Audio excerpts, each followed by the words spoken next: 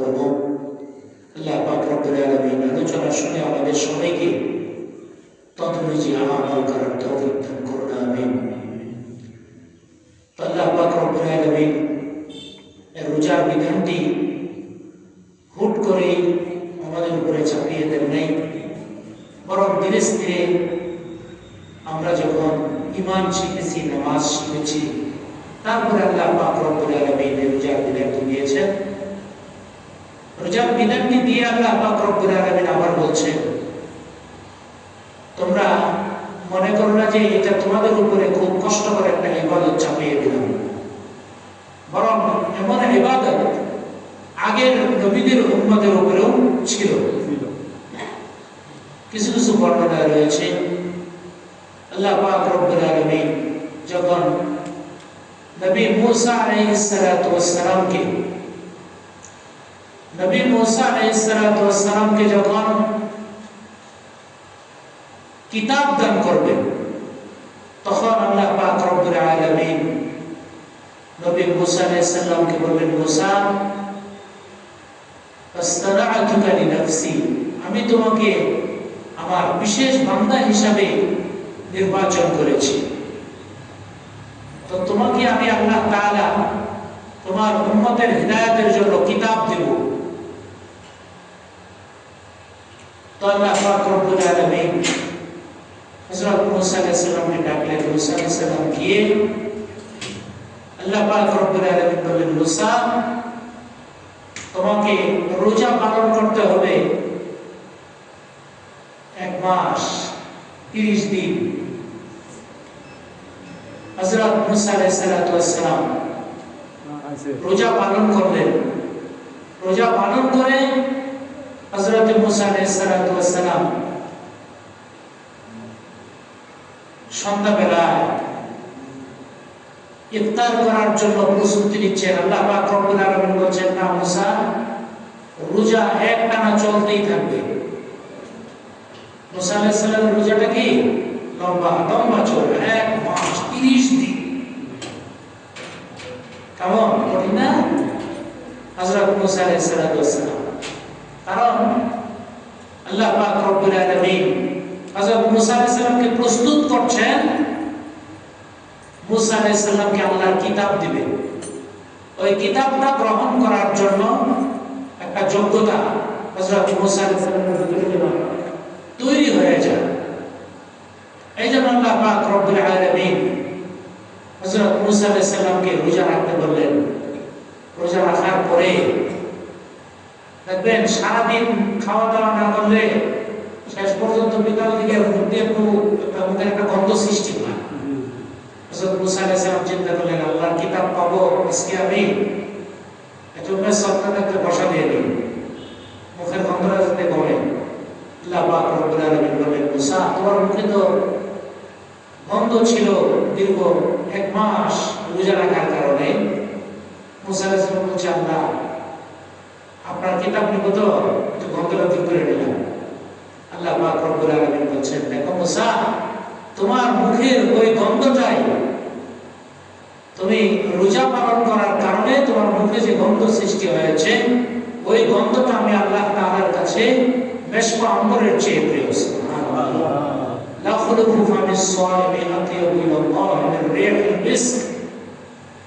রোজাদার ব্যক্তির মুখের যে গন্ধটা সৃষ্টি হয়, এটা আল্লাহর কাছে মেশক আম্বরের চেয়ে প্রিয় হয়ে যায়। মুসা আলাইহিস সালাম বললেন, আল্লাহ তাআলা তো ভুল করে ফেলেছি। বলছে, হ্যাঁ আসলে ভুল করে ফেলেছো, তবে এই ভুল থেকে মুক্তি পাওয়ার জন্য তোমাকে আরো 10 দিন রোজা পালন করতে হবে। সুবহানাল্লাহ, আরো 10 দিন রোজা পালন করলে হয়ে গেল কয় দিন? 40 দিন। 41 দিনের দিন আল্লাহ পাক রব্বুল আলামিন হযরত মুসা আলাইহিস সালামকে কিতাব দিলেন। সুবহানাল্লাহ। ঠিক অনুরূপভাবে আমাদের কোরআনুল কারীম আল্লাহ তাআলা দিয়েছেন কোন সময়? এই রমজান মাসে। রমজান মাসের শেষ দশকের মধ্যে, কারণ লাইলাতুল কদরটা রয়েছে শেষ দশকের মধ্যে। তো অনেকের ধারণা অনুযায়ী সেটা 27 তারিখ, 27 রমজান। তো এটি চূড়ান্ত নয়, ধারণার ভিত্তিতে বলা হয়ে থাকে। যে কোনো মেজর রাতেই হতে পারে, হওয়ার সম্ভাবনা রয়েছে। তো 27 তারিখের সম্ভাবনাটা ওলামায়ে একটু বেশি প্রাধান্য দিয়েছে।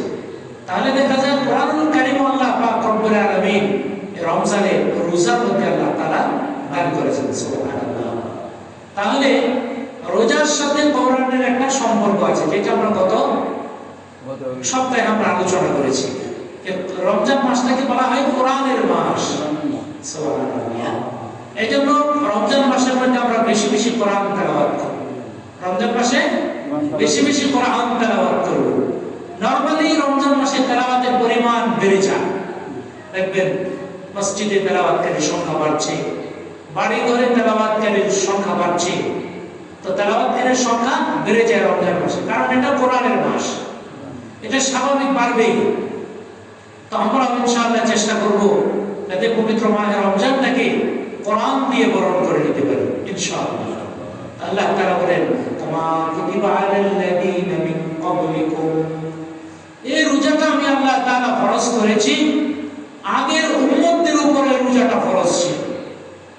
তবে আগের উম্মতদের উপরে কিভাবে ফরজ ছিল, কি রকম ফরজ ছিল, সেটা আমরা একটু যদি আলোচনা করি। আগের উম্মতদের উপরে ফরজ থাকা বিশেষ দুইটা কাইফিয়ত ছিল, অবস্থা ছিল। নাম্বার 1, তারা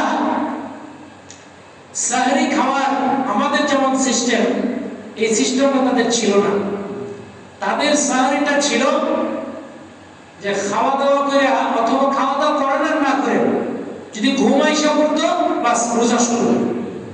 ঘুমাইসা বললে কি রোজা শুরু, আর সুযোগ নাই সাহরি খাওয়ার, কারণ খেলে রোজা ভেঙে যাবে। প্রিয় নবী সাল্লাল্লাহু আলাইহি ওয়াসাল্লামের একজন সাহাবী, কারণ তারা অতটা ধনী ছিলেন না, তারা বা ধন সম্পদের পিছনে তারা অতটা দৌড়ে কেন না, তারা খালি আমল করার পিছনে মেহনত করতেন।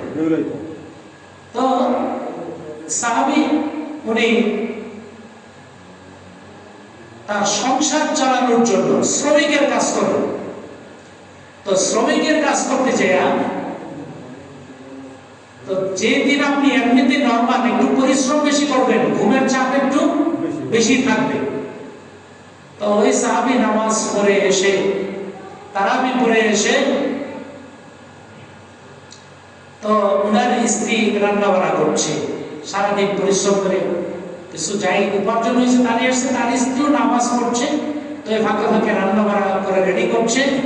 তো খাবার নিয়ে এসে তার স্ত্রী দেখে ওই সারাদিনের ক্লান্তির কারণে ঘুমায় গেছে।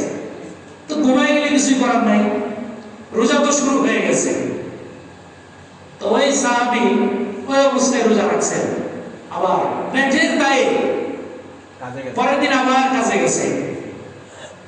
তো আগের দিন সাহরি না খেয়ে রোজা, পরিশ্রমের পরে পরিশ্রম, আবার যখন নামাজের মধ্যে আসছে দাঁড়াইছেন, ওই সাহাবী কাজের চাপে, ক্ষুধার চাপে নামাজের মধ্যে পড়ে গেছে। তো নামাজ শেষ করে সবাই ধরাধরি করে নিয়ে গেছে। তো ইতিমধ্যেই তাকে বাড়িতে নিয়ে যাওয়ার পরে ওনার স্ত্রী বললেন, এই ঘটনা, গত রাত্রে তো রান্না বান্না করতে করতেই এসে দিকে উনি ঘুমায় পড়ছে, যার কারণে না খেয়েই উনি রোজা রাখা শুরু করছে, কিছু রাখতে হয়েছে। প্রিয় নবী সাল্লাল্লাহু আলাইহি ওয়াসাল্লাম আল্লাহ তাআলার কাছে কান্নাকাটি করলেন, দোয়া করলেন, আল্লাহ আমার উম্মত তো, তাদের তো সময় কম, হায়াত কম, তাদের শক্তি কম, তদুপরি আপনি যে হুকুম দিয়েছেন ফরজ রোজা, আল্লাহ আপনি যদি তাদেরকে আরো একটু বেশি সময় দিতেন খাওয়া দাওয়া করার জন্য, এই দোয়া আল্লাহ তাআলার কাছে প্রিয় নবী সাল্লাল্লাহু আলাইহি ওয়াসাল্লাম পেশ করেছেন এই হাজতের উপরে। আল্লাহ পাক রব্বুল আলামিন কোরআনুল কারীমে সূরাতুল বাকারা আয়াত নাযিল করে দিলেন যে নবী মুহাম্মদ, আপনার উম্মতের জন্য আমি পারমিশন দিয়ে দিলাম,